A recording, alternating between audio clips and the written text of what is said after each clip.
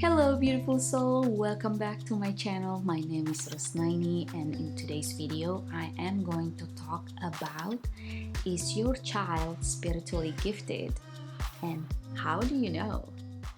So, first, you just know it. You just know it. You sense it. You see in your child that something is different. You have that inner knowing. You have this intuition, you gut feeling that your child is different. So at the age of 0 to 3 years old, we as a kid, the gate's still open. That is when we can see, we can, meaning this, see the beings, and we can communicate with them. We just forget it.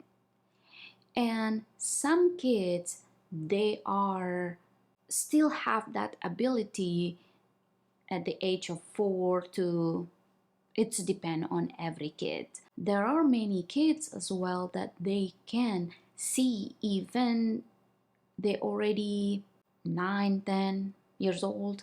It's all depend on every kid. Yeah, they're gonna tell you stories that for you to hear that from your little child, it just like, what? It's something like that. It's because they are still pure, they're still open.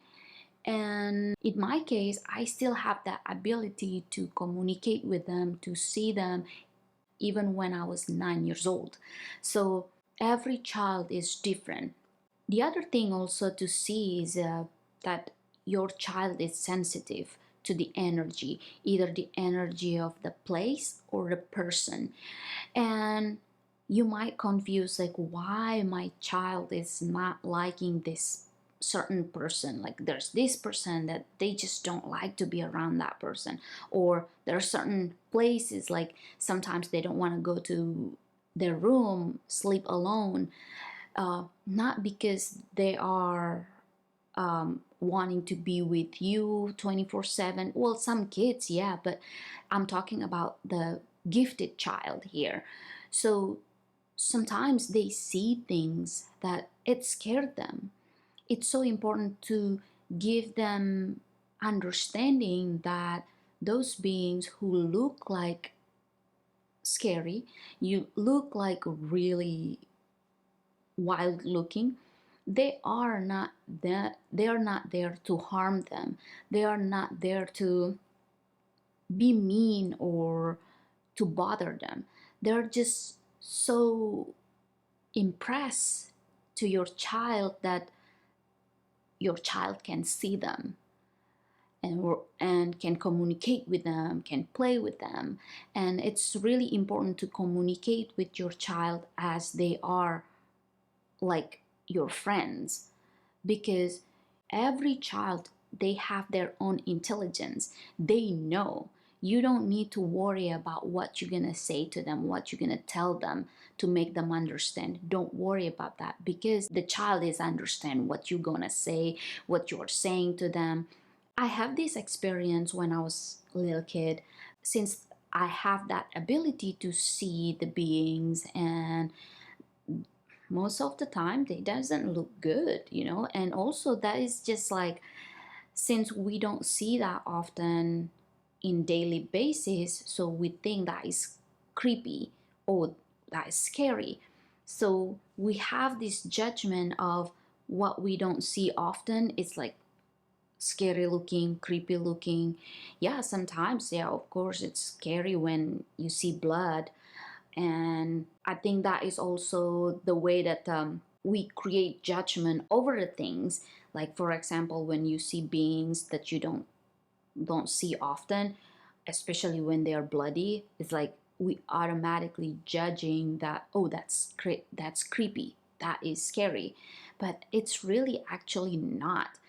Imagine how doctors or nurses in a emergency room, they see these things all the time. Like sometimes people get accident, they go to emergency room. Like for me, especially that I don't see blood often, when I see blood, it scared me. I could pass out probably. No, I'm not. But no, I don't know. But it really scary. It's because we're not always seeing it.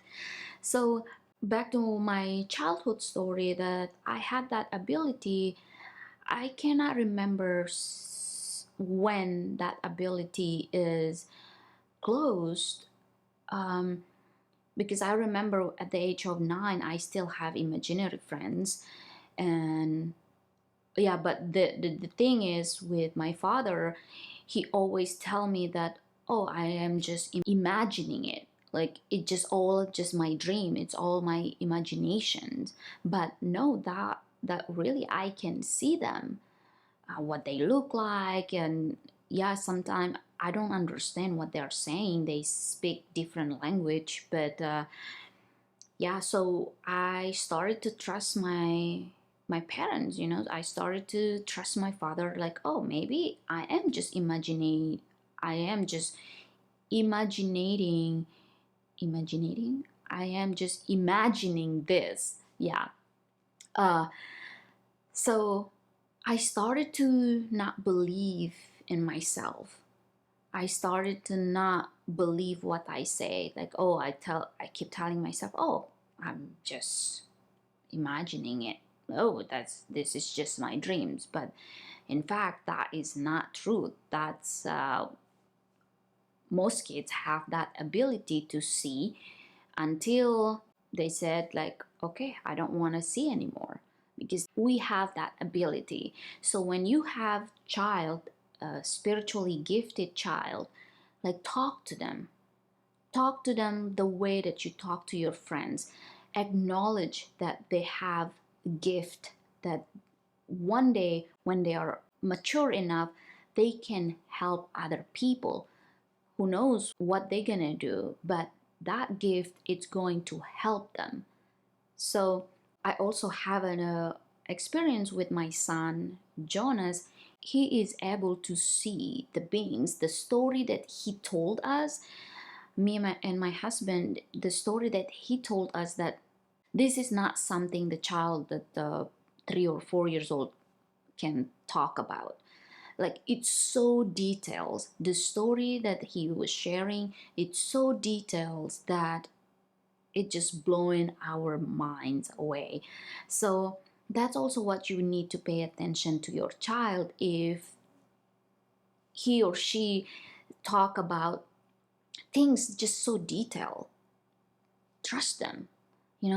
Build that communication with them. That it's really important, to have this strong communication at home, because outside home, so the kid will meet people differently. Some of them will trust them, some of them don't at all.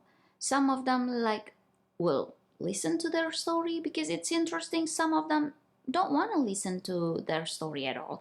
So it's really important to give your child understanding that that's world, that is part of being human, and that's okay. Sometimes we share story, uh, even though that is true to to us, for us, but other people might not have that experience. That's why they don't know what is this all about. When people don't have that experience, they will assume that, oh, okay, that is just something that you watch from movie, or oh, that is just your imagination. They can create all stories behind it. And that is why it's so important for us as a parent to talk to the kid, to give the kid confidence, and to acknowledge the kid's ability to see, to communicate, to feel. This is like a big no to parents to tell their kids that, oh my gosh, you are so weird. Don't ever talk about it again. Ugh, come on, don't tell lies. And that is the big, big, big no. Because I see how my father told me that everything that I saw was a dream. And that is when I started to not believe in myself. I started to tell myself like, oh, this is all just lie that I created, but how can it lie that if I see it? So you see like how little kid is confused because they trusted, they, like, I especially trust my dad so much, like everything that he says affected me.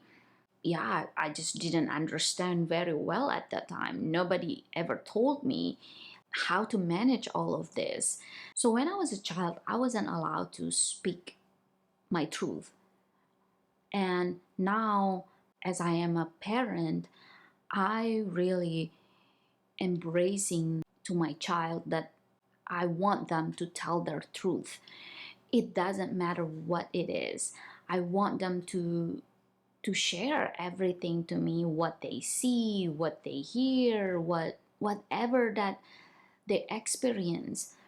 And with that, we create trust to each other, because this is the thing that so many kids, since the kid wanted to make the parents happy, so there are certain things that they think the child already assumed that, okay, I cannot tell this to my parent because if I tell this, my parents not going to be happy. But what I teach my kids is no matter what, I'm accepting, I am acknowledging whatever that you are experiencing, that is your experience, and I want you to be proud with your experience, because that is when you learn things. I really listen to my child or my children's stories, because I just don't want them to go out there and telling people stories that they don't even, those people who they talk to, they don't even have an idea what the child said. This is the biggest thing that we can do to our spiritually gifted child, is to communicate with them, acknowledge them, and be there to be a good listener, because that's what they want. And don't dim their light. Really don't dim their light. Like, let them say whatever they want to say, and also teach them to use the words that it's not have a connotation on it. So for example, if they see something like the beings are looking crazy, don't tell them to call them monster or ghost or whatever. Like, teach them how to use, like, okay, if it's they're big, maybe call them dinosaur or something, like call them a giant or call them Hulk or something. So yeah, all right, so that's it for today's video, and I hope you find this video helpful. And yeah, pay attention to your child, be a good listener to your child, because your child need a parent, open-minded parent like you. So all right, thank you so much for watching, and I will see you in the next video. Bye. With so much love.